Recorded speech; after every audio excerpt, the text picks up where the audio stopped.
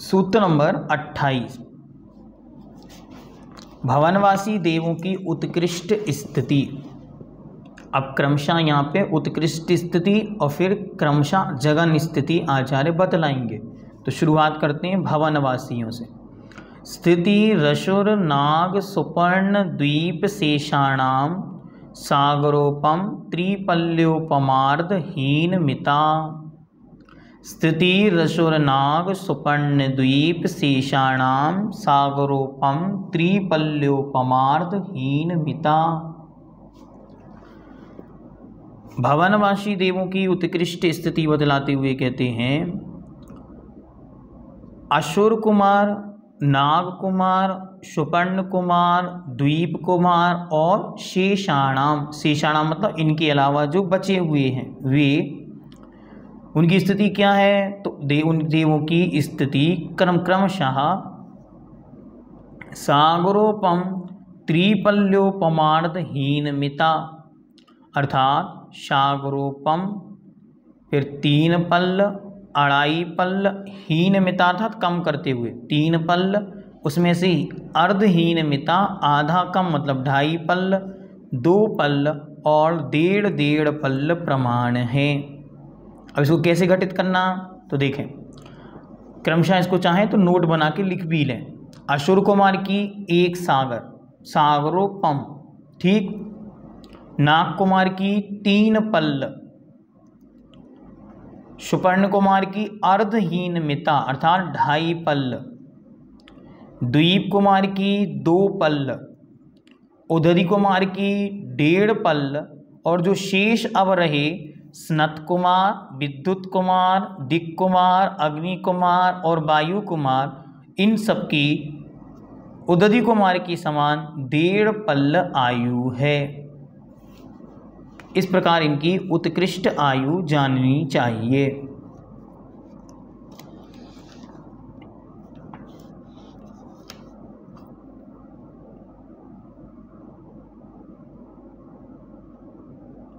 चलिए अब आगे सौधर्म और ईशान स्वर्ग के देवों की उत्कृष्ट स्थिति बतलाते हैं।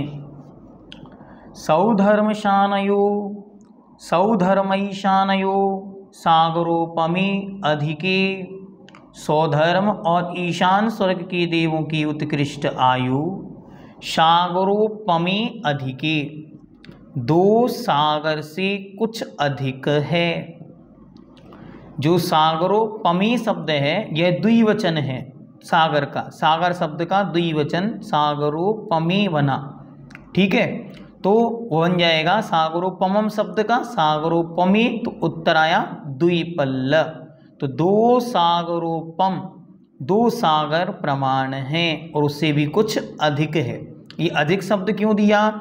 अधिक शब्द इसलिए आता है क्योंकि जो घात आयुष्क हैं, जो अपनी आयु घात करके यहाँ जन्म लेंगे, वे कुछ अधिक में जन्म लेते हैं। इसीलिए पूर्व में बता दिया ना घात आयुष्क के विषय में कि जो देव एक बार जिस स्थिति को बांधा और मानो पुनः अपकर्ष काल में विशुद्धि कम हुई तो वो उसी से नीचेले स्तर पर आकर जन्म लेते हैं। अब आगे के ज्ञान कराने के लिए बतलाते सूत्र नंबर 30, सानत कुमार माहिंदयो सप्त। सानत कुमार और माहिंद की उत्कृष्ट स्थिति 7 सागर से कुछ अधिक है। सौधर्म और ईशान की 2 सागर से कुछ अधिक, सानत कुमार और माहिंद की 7 सागर से कुछ अधिक। शेष कल्पों में उत्कृष्ट आयु का ज्ञान कराने के लिए एक सूत्र बतलाते, एक सूत्र में ही उसे स्पष्ट रूप से समझाया। अब ये सूत्र में एकदम से पूरा अर्थ निकल कर नहीं आता, लेकिन फिर भी इसे अपन अच्छी तरह समझने का प्रयास करते हैं तो बहुत सारा विषय निकल कर आता है। 3 7 9 त्रयोदश पंचदश विरधिकानि तु। 3 7 9 त्रयोदश पंचदश विरधिकानि तु। ब्रह्मादिक स्वर्गों के अर्थात 5वें स्वर्ग, 4 स्वर्गों की हो गई, सौधर्म, ईशान, सानत कुमार, माहिंद, इनसे ऊपर 5वें स्वर्ग के देवों की आयु पूर्व सूत्र में, मतलब जो पहले वाले सूत्र में कही गई 7 सागर में क्रमशः 3, 7, 9, 11, 13 और 15 सागर से अधिकानी तू अधिक है। तू से अधिक 12वें स्वर्ग तक ये सा लेना है। अब देखो कैसे कैसे जोड़नी है तो बतलाते। स्वधर्म ईशान की तो 2 सागर फिक्स, ठीक, उससे कुछ अधिक। सानत कुमार और माहिंद की 7। अब क्या करना, तो 7 में 3 जोड़ेंगे तो आगे वालों की बन जाएगी, फिर 7 में 7 जोड़ेंगे तो उनके आगे वालों की बन जाएगी, फिर 7 में 9 जोड़ेंगे तो उनके आगे वालों की, फिर 7 में 9 एकादश अर्थात 11 जोड़ेंगे तो उनके आगे वालों की बन जाएगी। उसके आगे वाले में त्रयोदश अर्थात 13 जोड़ेंगे तो उनके आगे वालों की उत्कृष्ट आयु बन जाएगी। और उसके आगे पंचदश मतलब 15 जोड़ेंगे तो उनके आगे वालों की उत्कृष्ट स्थिति बन जाएगी। तो कैसे बनेगी तो देखते। ब्रह्म और ब्रह्मोत्तर में जोड़ेंगे 3 तो 7 और 3 10 सागर, ठीक। लांता और कापिष्ट में 7 + 7 तो 14 सागर। कुछ अधिक सब में लगाना है, ठीक है। फिर आगे कहते हैं शुक्र और महाशुक्र में 16 सागर, 7 + 9, ठीक। फिर इसके आगे सतार और सहस्रार स्वर्ग में 18 सागर, 11 + 7। आनत और प्राणत में 20 सागर, 13 + 7। और आनंद अच्युत में 22 सागर, 15 + 7। इस प्रकार इनकी उत्कृष्ट आयु जाननी चाहिए। शाधिक आयु का क्या अर्थ है, अब देखो इसको विस्तार से यहाँ पे समझाते। किसी जीव ने संयम अवस्था में उपरम स्वर्ग की आयु का वंद किया, उपरम मतलब किसी ऊपर वाले स्वर्ग के, बाद में संकलेश परिणामों के निमित्त से संयम की विराधना कर दी, मानो उनकी संयम समाप्त हो गया, और अपवर्तनाघात अर्थात बद्धमान आयु का घात कर अदास्तन स्वर्ग या भवनात्रिक में उत्पन्न होता है, उसे घात आयुष्क कहते। अब संयम की तो विराधना हो गई, पुनः अपकर्षकाल पड़ा तो उसने कम आयु को बांध लिया, तो ऊपर से नीचे जो आयु खिसकी इसको बोलते हैं अपवर्तन। अपवर्तन मतलब कम करना, वो कम करके वह या तो नीचे वाले स्वर्गों में या फिर भवनात्रिकों में उत्पन्न होगा। घात आयु सम्यक दृष्टि को अपने अपने विमानों की आयु से अंतर मुहूर्त कम आधा सागर अधिक आयु मिलती है।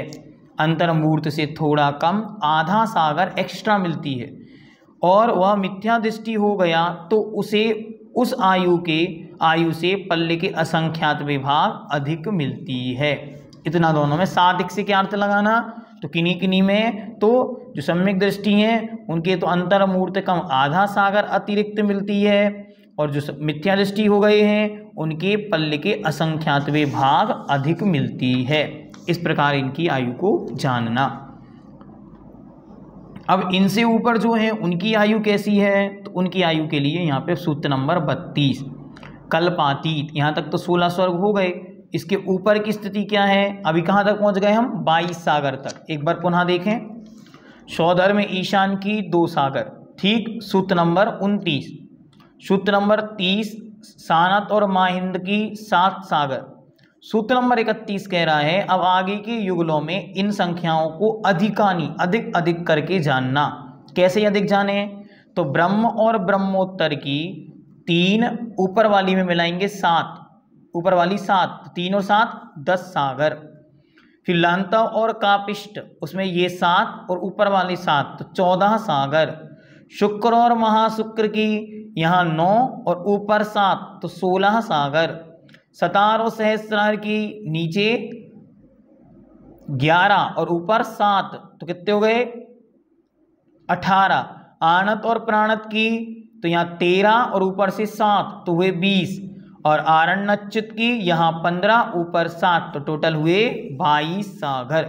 इस प्रकार उनकी स्थिति जाननी चाहिए। अब कल्पातीत विमानों की उत्कृष्ट स्थितियां बतलाते हैं। सूत्र नंबर 32 आरण्यच्युत्या दूर्वमेकैकेन नवसु ग्रैविकेषु विजयादिषु सर्वार्थ सिद्धौ च।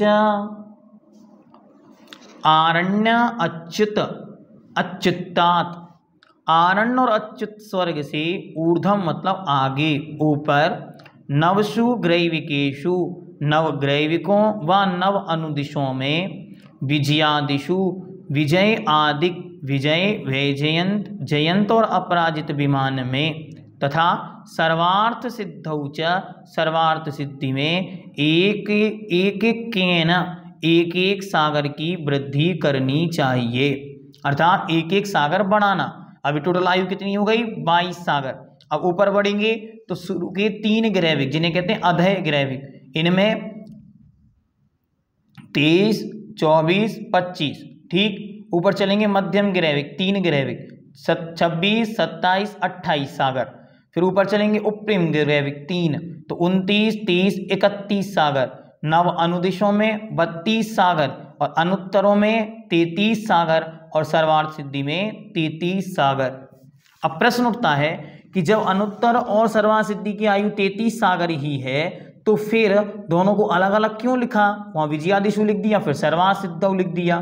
तो आचार्य कहते हैं क्योंकि नीचे वाली विजय वैजयंत आदि में तो जघन्य आयु भी होती है, लेकिन सर्वार्थ सिद्धि के देवों की उत्कृष्ट और जघन्य आयु एक सी होती है 33 सागर, इसलिए उन दोनों का अलग अलग उल्लेख किया।